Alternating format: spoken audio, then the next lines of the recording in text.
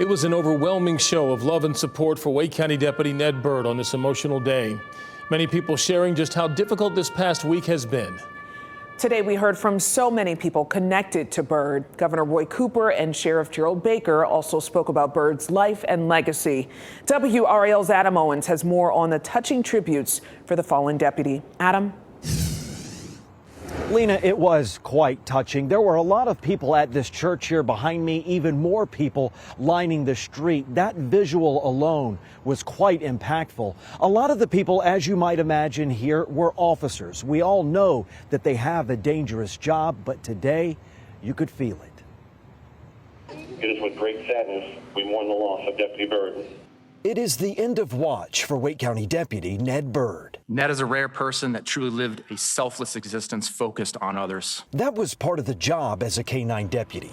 In an emotional moment, his partner, Sasha, led the caisson that carried his casket. And at the front of the church at his funeral, the dog rose up to greet its handler.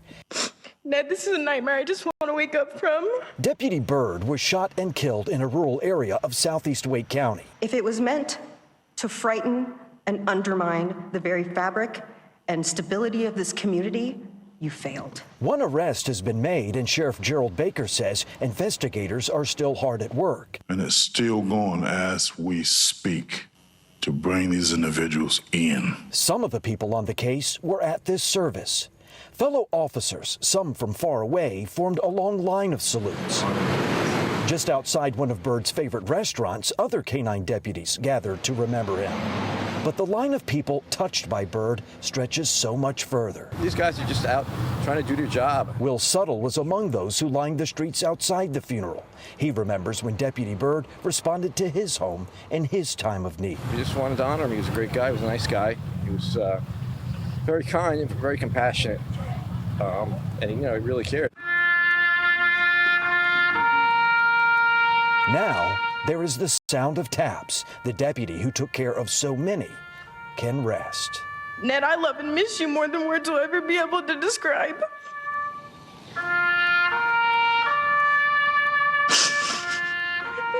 Ned, it's time to say goodbye.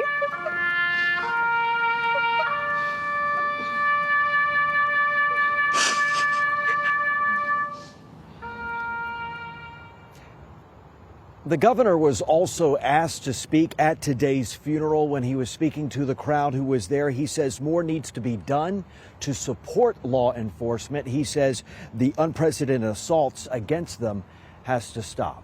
Lena. Adam Owens reporting live in Raleigh. So emotional. Thank you. During the funeral, Sheriff Gerald Baker announced additional reward money for anyone with information that leads to a conviction in Byrd's murder. Special thanks to the North Carolina Sheriff's Association for the $100,000 reward that they placed. But through all the hard work and effort, thank you very much. Didn't have to use it. Special thanks to Wake County government for adding an additional $25,000 reward for the information that will lead to these arrests. The district attorney says charges are forthcoming for another man connected to Deputy Ned Byrd's murder. Lauren Freeman told WRAL's Chelsea Donovan today that her office is working with federal authorities to facilitate processing and a court appearance for Aldo Maureen Sotelo. He's the brother of Arturo Maureen Sotelo. Arturo was charged in Deputy Byrd's murder yesterday and made his first court appearance. Both men were picked up for questioning Tuesday in Burke County. At last check, Aldo Sotelo was on a federal detainer in the Forsyth County Jail in Winston-Salem. I would anticipate that you will see sometime this week the first appearance for another individual charged. Is that murder? Yes. If convicted, Arturo Sotelo, Maureen Sotelo could face life in prison without parole or the death penalty for Byrd's murder.